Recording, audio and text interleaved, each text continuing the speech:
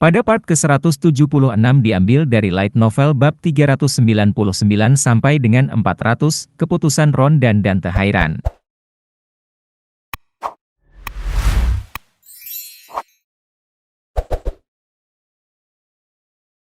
Seolah mengantisipasi reaksinya, Dante dengan tenang menatap kakeknya.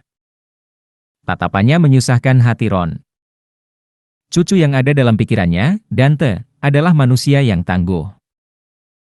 Tak seorang pun di Hayran membayangkan bahwa cucunya yang secara alami rapuh dan kecil akan menjadi kepala keluarga berikutnya. Meskipun dukungan Ron yang luar biasa memainkan peran penting dalam menjadikan Dante sebagai patriark muda. Di balik dukungan itu terdapat pelatihan tanpa henti. Perjuangan Dante meneriakkan dirinya sendiri dengan suara serak saat dia menaiki jalur pedang yang curam. Merupakan inspirasi bagi Ron, tidak seperti apapun yang pernah dilihat dunia. Itu adalah pencapaian yang jauh melampaui apa yang biasa disebut orang sebagai kekuatan mental atau tekad yang luar biasa. Bahkan prajurit transendental yang mencapai 10 bintang membutuhkan kemauan yang sangat kuat dan luar biasa untuk menjalani pelatihan semacam itu. Sudah 17 tahun sejak semuanya dimulai ketika dia baru berusia 5 tahun. Siapapun yang mampu bertahan atau menahan pertumbuhan brutal seperti itu. Atau bahkan mereka yang mampu, pasti akan menyimpan iblis yang dalam di dalam dirinya. Itu sebabnya Ron yakin cucunya bukanlah orang yang sepenuhnya baik dan adil. Dunia bukanlah dongeng.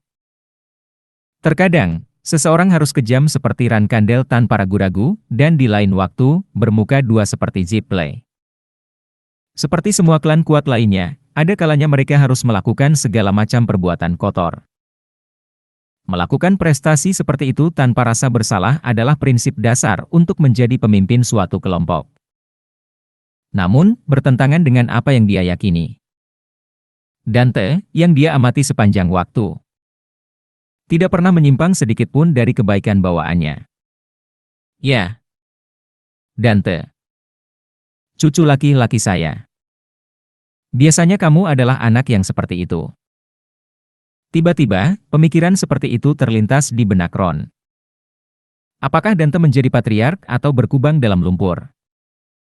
Keinginannya adalah untuk memegang kekuasaan dan menguasai dunia. Apa yang kamu alami selama hari-hari yang menyakitkan ini adalah menjaga dirimu sendiri. Atau mungkin kamu hanya suka mengayunkan pedangmu. Jika dia melihatnya dari sudut pandang yang sedikit berbeda. Berkat kemauannya yang luar biasa, Dante mungkin tetap mempertahankan sifat lurusnya selama ini. Siapapun bisa tergoda setidaknya sekali. Godaan untuk menjadi lebih kuat dengan lebih mudah. Godaan untuk memperoleh kekuasaan dengan lebih mudah. Godaan untuk menyingkirkan pesaing dengan lebih mudah. Cucunya tidak pernah menunjukkan ketertarikan pada godaan seperti itu. Dia diam-diam menghunus pedangnya. Itu adalah nilai yang hanya kamu miliki, cucuku. Kakek. Ketika Dante menyuarakan kebingungannya pada kata-kata Ron yang terputus-putus, dia tersenyum lemah. Dante, kita tidak bisa membentuk aliansi dengan Ran Kandel. Tak seorang pun di keluarga kita menginginkan hal itu, kata Ron dengan sungguh-sungguh. Dante mengangguk dengan berat sebagai jawaban, berkata, saya mengerti. Namun, ketika Zipley menggunakan sihir manipulasi pikiran di masa depan, kita memerlukan cara untuk melawannya. Ron melanjutkan sambil meletakkan tangannya di bahu Dante. Saya yakin Jin Ran Kandel sedang mencari sarana, atau mungkin dia sudah memilikinya. Perlahan, mata Dante membelalak. Jadi, daripada menjadi anggota Ran Kandel, jadikan Jin Ran Kandel sebagai bawahanmu. Lalu, saat kamu menjadi patriark, tidak ada yang akan menentang keputusanmu. Kakek. Tentu saja, itu hanya mungkin jika temanmu juga sama bergunanya saat itu, Ron menambahkan dengan santai. Itu adalah kisah yang tidak terduga bagi Dante. Dia tahu betul bahwa kakeknya terkadang lebih rasional dari siapapun. Namun, meski begitu, persetujuan halus Ron terhadap pendapat Dante menyiratkan keseriusan masalah yang disebut manipulasi pikiran. Tidak peduli seberapa kuat seorang prajurit. Jika pikiran mereka dimanipulasi, mereka mungkin bertindak tanpa sadar demi Zippley. Jika manipulasi pikiran Zippley sama canggihnya dengan yang dijelaskan Dante dan jika terus berkembang, siapapun bisa berakhir seperti itu. Pendekar pedang Hairan yang akan membantu Dante. Dante sendiri, dan bahkan aku, Ron khawatir. Itulah tepatnya yang membuat Ron khawatir. Manipulasi pikiran belum pernah muncul dalam struktur kekuasaan dunia hingga saat ini. Kemungkinan faksi yang mengetahui manipulasi pikiran Zippley sangat terbatas. Bahkan Ron baru saja mengetahuinya melalui Dante. Di dalam Rankandel sendiri, selain iblis itu, mungkin tidak banyak yang mengetahuinya. Chiron Rankandel. Ron bertanya-tanya apakah musuh seumur hidupnya menyadari fakta ini. Bahkan jika dia tahu, pasti ada alasan monster itu tidak meninggalkan Laut Hitam, pikir Ron. Ron mengalihkan pandangannya ke Jin. Bukan hanya dia tapi semua orang melihat ke arah Jin. Awalnya, Ron berencana menggunakan pertemuan ini untuk mengumumkan secara terbuka sekali lagi bahwa Dante akan menjadi patriark berikutnya. Ia pun ingin menjelaskan kepada saudara-saudara Dante yang belakangan ini sepertinya punya ide lain. Dia ingin memberitahu mereka bahwa mendukung Dante adalah satu-satunya cara untuk mengamankan posisi mereka di Kastil Kaisar Pedang. Namun, tamu yang datang terlambat itu mencuri perhatian di jamuan makannya sendiri setelah 22 tahun yang tidak disukai Ron. Sekarang kita sudah sampai pada hal ini. Sebaiknya aku memanfaatkan orang itu demi Dante, pikir Ron sambil mengelus jenggotnya. Apakah kamu mengerti? Dia bertanya pada Dante. Iya, kakek. Aku akan mengingatnya, jawab Dante. Haha, bagus. Sekarang sepertinya semua tamu sudah berkumpul. Saatnya mengumumkan dimulainya jamuan makan. Ketika Ron bertepuk tangan ringan, ruang perjamuan yang kacau itu langsung menjadi sunyi. Meskipun itu hanya tepuk tangan. Ada aura yang dalam dan mengesankan yang terkandung di dalamnya. Dan mereka yang telah mencapai tingkat tertentu dapat merasakan kehebatan bela diri Ron. Tentu saja, semua orang mengalihkan pandangan mereka ke Ron dan Dante. Hadirin sekalian, terima kasih telah datang ke Kastil Kaisar Pedang. Saya, Ron Hairan, kepala keluarga Hairan, menyambut kalian. Ron melambai kepada para tamu yang bertepuk tangan sebentar, berterima kasih kepada mereka. Biasanya, langkah selanjutnya adalah ungkapan terima kasih kepada bangsawan yang telah menyelenggarakan pertemuan ini.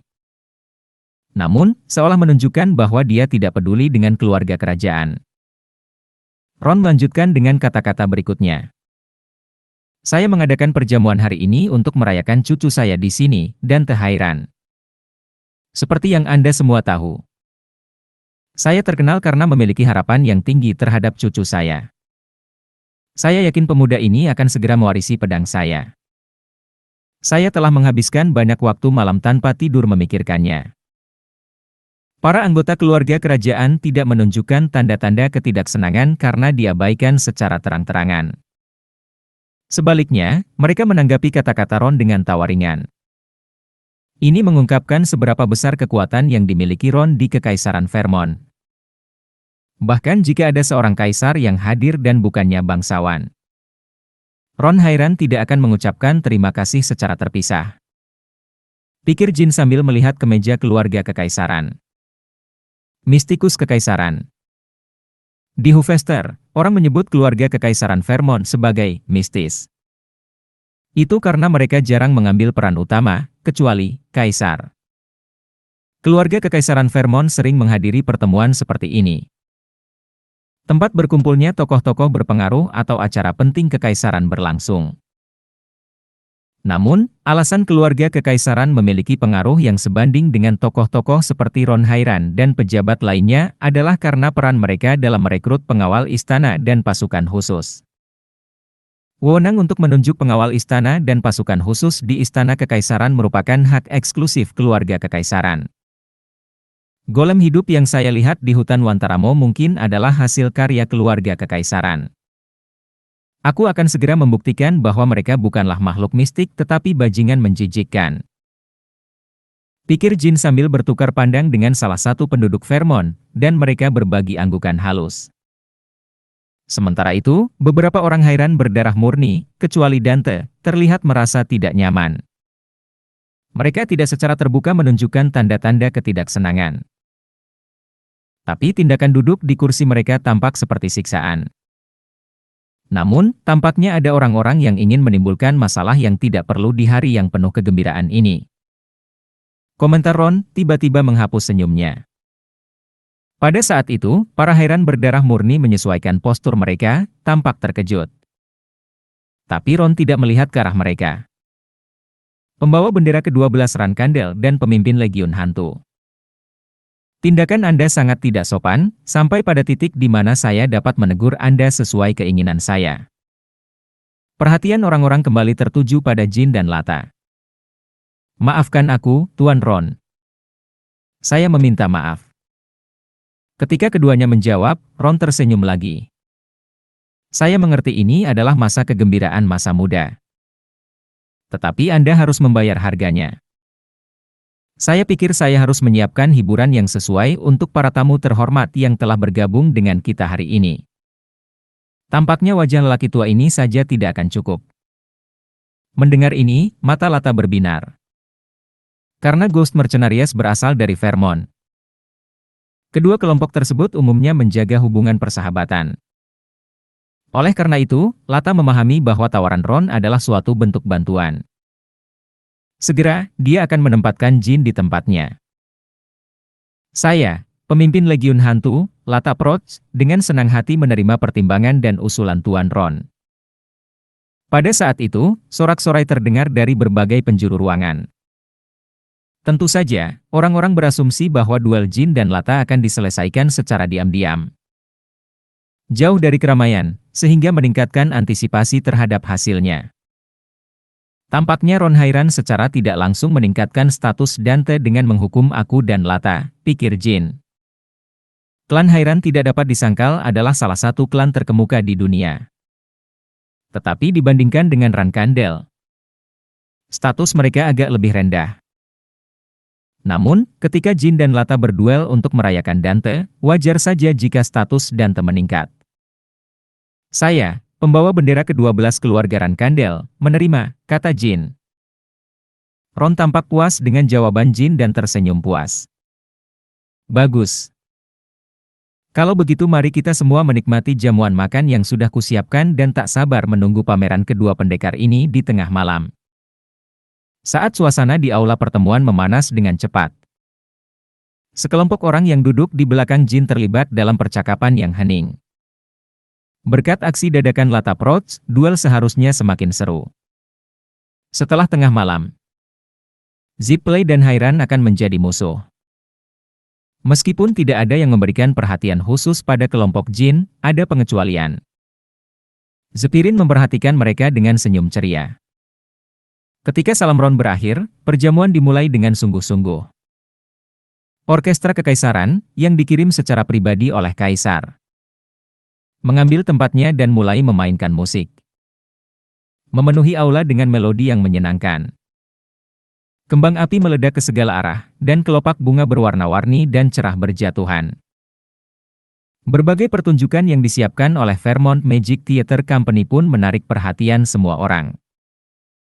Di dalamnya, sihir telah membentuk api, es, dan kilat, menghiasi tempat tersebut seperti lembaran kertas berwarna raksasa. Di antara aksi Vermont, perjamuan Hairan adalah yang paling populer. Meskipun pertemuan Rankandel praktis merupakan medan pertempuran untuk menyelesaikan keluhan dan jamuan makan Zipley kaku dan membosankan, jamuan Hairan sesuai dengan namanya. Itu adalah pertemuan sosial yang meriah dan indah. Para bangsawan yang menunggu di ruang resepsi perlahan-lahan memasuki ruang perjamuan. Mengenakan pakaian terbaik mereka, mereka melirik kagum pada para prajurit yang berkumpul di sini. Bagi mereka yang terlahir dalam keluarga bangsawan, para pejuang yang hadir bagaikan bintang di langit. Sosok yang paling bersinar di antara mereka adalah Dante Hairan, protagonis perjamuan itu. Pada usia 22 tahun, dia adalah patriark muda Hairan. yang dikenal karena penampilan mudanya dan karakternya yang luar biasa, seorang supernova Vermont. Terlepas dari jenis kelaminnya, banyak yang bercita-cita untuk membentuk aliansi dengan Dante. Dan setiap kali dia berjabat tangan, sorak-sorai muncul di antara para bangsawan. Di kalangan bangsawan, beredar rumor bahwa perjamuan ini diselenggarakan oleh Ron Hairan untuk mencarikan pasangan bagi cucunya. Namun kenyataannya, Dante, bersama beradin di dekatnya, hanya menunjukkan ketertarikan pada Jin. Lata juga menatap tajam ke arah Jin dengan niat membunuh. Hei, nak, hancurkan pria itu di tengah malam. Pastikan untuk menunjukkan padanya apa yang terjadi jika kamu main-main dengan orang yang salah, kata Murakan, dan Gilly menundukkan kepalanya, mengkhawatirkan Jin. Meskipun dia cenderung diremehkan karena usianya yang masih muda. Pemimpin Legiun Hantu dianggap sebagai salah satu yang terkuat di dunia tentara bayaran. Dia bahkan dikenal sebagai salah satu dari 3 tentara bayaran hebat. Bersama Amela, tentara bayaran terhebat di Kepulauan Gaifa. Dan pemimpin tentara bayaran Raja Hitam. Apakah Anda baik-baik saja, Tuan Muda? Mendengar perkataan Gilly, semua teman Jin mengangguk serempak. Bukankah dia baru saja menghancurkan taman pedang dan mengubah pembawa bendera ketigaran kandel menjadi daging cincang? Siapa orang yang berbicara seperti itu? Meskipun pemimpin Legiun Hantu dikenal sebagai salah satu dari 3 tentara bayaran besar, dia pasti tidak berada pada level yang sama dengan Amela atau pemimpin tentara bayaran Raja Hitam. Menurutku, Tuan Jin memiliki peluang bagus untuk menang. Lagi pula, duel ini diadakan di hadapan Ron Hairan. Jadi meskipun tuannya kalah, dia tidak akan kehilangan nyawanya. Faktanya, reputasinya hanya akan tumbuh meski dia kalah. Tentu saja, menurutku, tuan kita kemungkinan besar akan menang, tapi kita lihat saja nanti. Kashmir dan Alisa pun mengutarakan pandangan serupa. Seperti yang disebutkan Alisa, saat ini pemimpin Legiun Hantu. Lata, memiliki reputasi yang lebih besar daripada Jin. Kemenangan Jin baru-baru ini atas pembawa bendera ketiga telah menarik perhatian, namun belum diketahui secara luas. Lagi pula, kurang dari sebulan telah berlalu sejak kejadian itu. Tatapan Dante, Beradin, dan prajurit lainnya tertuju pada Jin, memicu minat para bangsawan. Apakah orang itu Jin Rankandel? Wajahnya cocok dengan iklan. Dia bahkan tidak membutuhkan kosmetik. Kamu harus mencoba kosmetik itu juga, kamu tidak akan pernah mau menggunakan kosmetik lain. Wow, lihat ke sana. Bukankah itu Siris Endorma dari istana tersembunyi? Sepertinya dia menuju ke arah Jin. Selanjutnya, Siris mendekati Jin. Ketika keduanya saling berhadapan. Dengan rambut emas glamor dan perak bersinar. Para bangsawan dengan penuh semangat mengantisipasi apa yang akan terjadi selanjutnya. Jin. Nona Siris, sudah lama tidak bertemu. Kamu juga datang ke jamuan makan. Kamu terlihat baik, aku senang. Apakah kamu mengkhawatirkanku? Siris mengangguk ketika Jin bertanya dengan heran. Jin merasa agak bingung. Aneh bagi Siris memperlakukannya sebagai orang dekat. Tetesan darah yang kamu gunakan adalah yang disimpan oleh istana tersembunyi kami. Jin dan teman-temannya tidak mengetahui fakta ini. Mereka hanya tahu bahwa kepala pelayan Heinz yang membawanya. Aku tidak tahu. Aku harus mengucapkan terima kasih. Apakah Nyonya Talaris memberikannya kepadaku? Tidak juga. Tuan Chiron sudah lama memberikannya kepada ibuku. Karena ibuku tidak pernah memberitahuku, aku selalu tahu itu milik istana tersembunyi. Ah. Dan, dari apa yang kudengar dari ibuku, Tuan Chiron belum membayarnya kembali. Jika ada yang kamu inginkan, tolong beritahu aku. Aku akan bertanggung jawab atas nama ayahku. Kalau begitu, berdansalah denganku. Apa? Sepertinya sudah waktunya memberitahu Zipley bahwa istana tersembunyi memiliki hubungan persahabatan denganmu. Terutama karena Patriark Zipley berikutnya sedang mengawasi. Tidak ada kesempatan yang lebih baik untuk mengirim pesan, kata Siris sambil mengulurkan tangannya. Itu adalah momen yang tidak hanya membuat para bangsawan tetapi juga para pejuang ternganga. Sejauh yang diketahui Warriors, Siris Endorma bukanlah orang yang menunjukkan ketertarikan pada orang lain di acara publik seperti ini. Baiklah. Suatu kehormatan bisa berdansa denganmu, Nona Siris. Ketika Jin meraih tangannya dan berdiri, beberapa prajurit sepertinya menerimanya dengan anggukan, seolah-olah mereka sudah menduganya. Itulah yang dipikirkan oleh mereka yang menghadiri jamuan makan Rankandel 4 tahun lalu dan salah menafsirkan hubungan antara Jin dan Siris. Ada suasana yang tidak biasa di antara keduanya bahkan di pesta Rankandel. Saat itu, pembawa bendera keempat Rankandel kagum dengan keintiman mereka yang berani. Mungkin Rankandel ingin mengirim pembawa bendera ke-12 sebagai menantunya ke istana tersembunyi. Ini bukan waktu yang tepat untuk menggulingkan pembawa bendera kedua yang sudah mapan. Akan sangat menguntungkan dalam banyak hal untuk mengamankan istana tersembunyi sebagai sekutu yang dapat diandalkan. Lagi pula, mereka pasangan yang serasi, bukan? Tentu saja, pada kenyataannya, keduanya diam-diam bertarung tanpa diketahui siapapun. Dan itu tetap menjadi rahasia yang hanya diketahui oleh rekan-rekan mereka. Sebagian besar pejuang Parubaya menunjukkan senyuman kepuasan. Sementara generasi muda harus menahan amarah dan kecemburuan mereka yang tidak dapat dijelaskan. Dan 2 tahun lalu, para bangsawan yang mengunjungi sarang judi Belard merasakan sensasi yang aneh. Saat itu, Jin Rankandel sedang berakting dengan nama samaran Bamel. Kalau dipikir-pikir, wanita bernama Julia di ruang perjudian itu mirip Nona Siris, bukan? Mungkinkah Jin Rankandel dan Siris Endorma bekerja sama bahkan saat mereka masih menjadi pembawa bendera sementara? Mungkinkah Julia dari penyelaman itu adalah Siris Endorma? Sementara pikiran mereka berlalu, Jin dan Siris naik ke panggung dan mulai menari dengan anggun. Tarian mereka ditakdirkan untuk dinyanyikan di seluruh benua melalui syair para penyair mulai hari ini. Warriors telah memuji keduanya sampai mereka kehabisan suara, menempatkan Jin dan Siris sebagai tumpuan. Oh, betapa aku iri pada tuanku. Fiuh.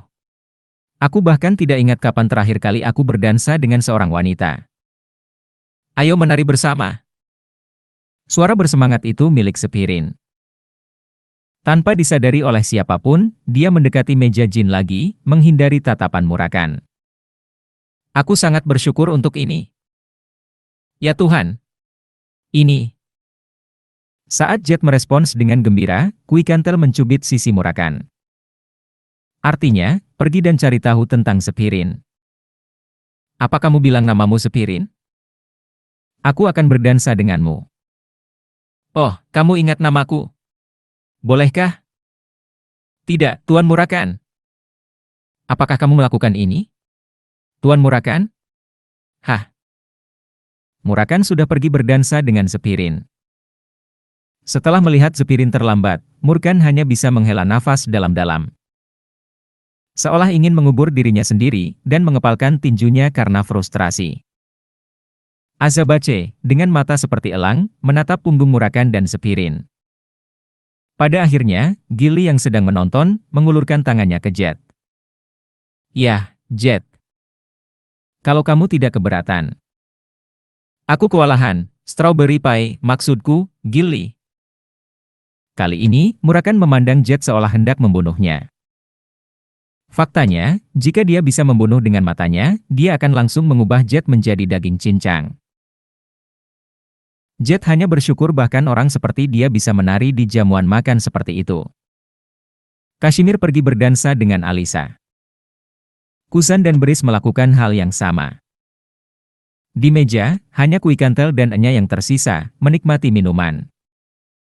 Seolah menunggu momen ini, beberapa prajurit dan bangsawan menghampiri mereka, meminta tarian. Namun pada akhirnya Enya dipasangkan dengan Bradin, sedangkan Kuikantel menari bersama Dante. Pengaturan yang aneh ini menambah tingkat hiburan bagi para tamu jamuan makan. Terutama karena Dante mengetahui bahwa Enya dan Kuikantel secara tidak resmi sedang dicari oleh Kekaisaran. Jadi, dia sengaja ingin mengungkap persahabatannya dengan keduanya agar perintah penangkapannya dicabut. Oh, aku juga ingin menari. Sementara itu, ada yang menyaksikan prosesi penari dengan sedih. Margiela Ivlianos. Dia juga menghadiri jamuan makan sebagai Ivlianos. Biskel dan Bouvard menyamar untuk berada di sisinya. Biskel memasang ekspresi muram. Ah, bukannya aku sudah berada di kursi roda selama 1 atau 2 hari. Tidak perlu merasa kasihan padaku, saudaraku. Benar, Tuan Biskel. Ngomong-ngomong, kroket di sini sangat nikmat. Tuan Biskel, apakah kamu punya kontak dengan Hairan? Jika memungkinkan, bisakah kamu membawa kroket dari sini setidaknya seminggu sekali? Seperti biasa, Bouvard menggaruk hati Biskel yang sudah muram, membuatnya kesal. Diam, Bouvard. Biskel terlalu tenggelam dalam kesedihan bahkan untuk menanggapi seperti itu. Saudara laki-laki. Margiela. Aku. Sungguh menyedihkan memikirkan bahwa aku harus memanfaatkanmu dalam situasi seperti ini. Mendengar ini, Margiela tersenyum. Justru itulah peranku, saudaraku. Tetapi, jangan berkecil hati. Dan Tuan Bouvard, tolong berhenti makan kroket. Kamu berjanji akan menurunkan berat badan, ingat. Haha, benarkah? Nona Margiela. Malam sudah dekat. Perjamuan tersebut dijadwalkan berlanjut hingga keesokan harinya. Jadi wajar jika orang-orang mulai berangkat sekitar jam makan malam. Namun, tidak ada satu orang pun yang meninggalkan ruang perjamuan hingga tengah malam. Tentu saja untuk menyaksikan pertarungan antara Jin dan Lata. Tidak ada yang memintanya, namun ketika tengah malam tiba, semua tamu mengambil tempat duduknya dan menunggu duel dimulai. Terima kasih sudah menunggu.